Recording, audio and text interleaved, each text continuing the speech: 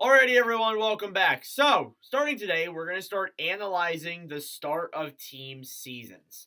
So obviously, I've already done a few videos. I've done ones on the Oilers, the Kraken, the three undefeated teams currently, and then I've also done a video talking about the state of every team. But I want to go more in depth with that, talking about certain teams in their own video. I'm going to try and get as many out per day as I possibly can. I won't get to every single team, and I do apologize for that. But today we're only going to have one, and it's going to be the New York Rangers. So it's basically like, I guess, an October review for these teams. Maybe we'll do this next month. I haven't really decided yet, but obviously we're going to start with the Rangers today. So the Rangers, through 7 games, are 5-2-0. They have 10 points, and they're fifth in the NHL. I don't believe they play on Friday night at the time recording of this video against Vancouver. I don't think they do. I feel like they play tomorrow or Sunday.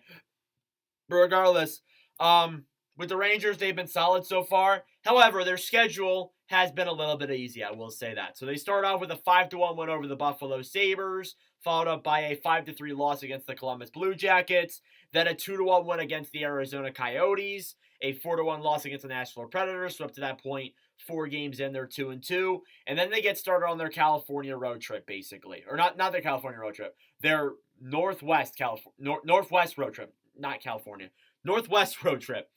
Seattle, they played Seattle. They won 4-1. There was a lot of complications with the arena in Seattle, obviously, with the electricity. But regardless, they still won.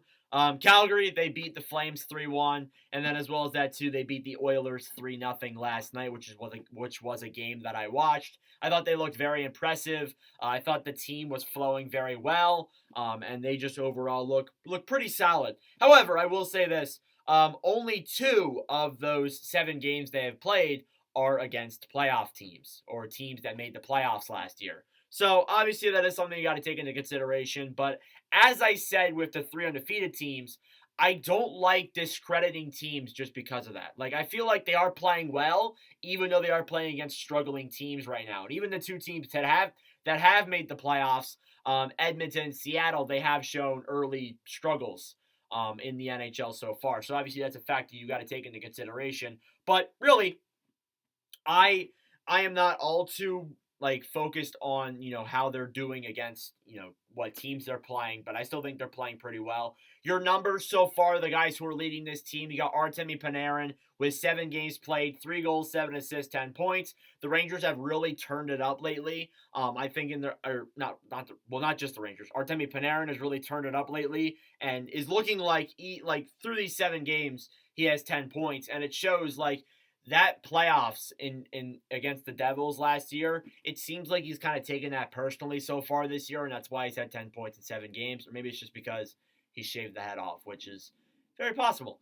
Then you got Adam Fox. Fox has played well so far with the Rags as well. 7 games played, 2 goals, 6 assists, 8 points, making a solid case still for a Norris Trophy, playing very well. Chris Kreider, 7 games played, 5 goals, 1 assist, 6 points. He's been your primary goals leader, which explains why Zibanejad has no goals. That might be the factor there. Then you got Philip Hedl there as well.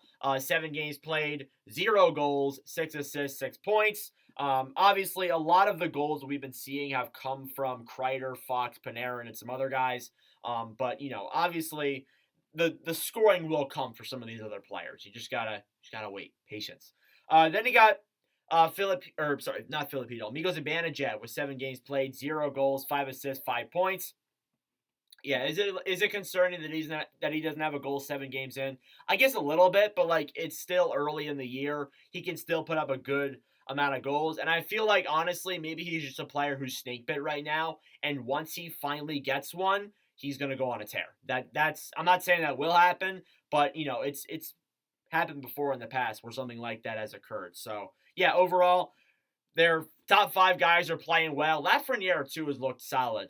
I feel like this was a year, and I might have made a TikTok on this or a YouTube video on this, but Lafreniere, this is a year where he needs to be really good, or else he's just like a bona fide bust. And so far, he honestly has been bust. And I don't like identifying a player with that term. And I made a video on that during the offseason. But, I liked, it's just, it's been kind of a rough go for him, but with 4 goals in 7 games, I think is very solid for him so far, and hopefully he can build off of that. He had a goal last night against the Oilers, so hopefully the Rangers will build off of that stretch. Then you got the goaltending, and Igor Shesterkin with a 3-2 record, a 2.66 goals against average, and a .897 save percentage. He has been a little bit middling in net. Obviously, a .897 isn't like ideal for the start of the season. However, it is only 5 games, and people got to consider that. Which, if I'm a Rangers fan, I am not all highly concerned on that. I would be fine with that record as of right now. But yeah, Shesterkin has looked solid through the first couple of games. But in the past couple of videos, I haven't been giving recognition to the backup goalie, but I want to give some credit to Jonathan Quick. He's played pretty well. He has a 2-0 record, a .041 goals against average, and a .982 save percentage.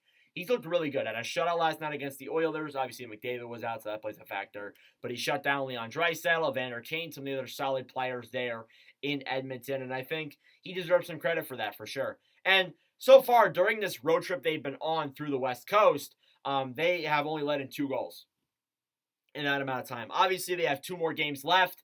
They play Vancouver and Winnipeg to wrap out that road trip. Then they go back home against Carolina. Then they play the Wild and then the Red Wings to start out November. So, obviously, this October has been relatively easy for them. And obviously, in this month of October alone, they've only played 3 playoff teams or 3 teams that have made the playoffs this past season. And then coming into that following year, or that following month, not following year, following month in November, that's where we see a lot of teams kind of crumble a little bit and start to, we'll see what their true colors are. Not saying the Rangers will crumble or just fall apart, but, obviously, once we get to like November 15th or somewhere in there, we're going to see, what this team's ceiling actually really is. And I'm not saying that the Rangers are going to be bad or anything. I'm just saying that's the facts for every single team. So yeah, that's the Rangers right now.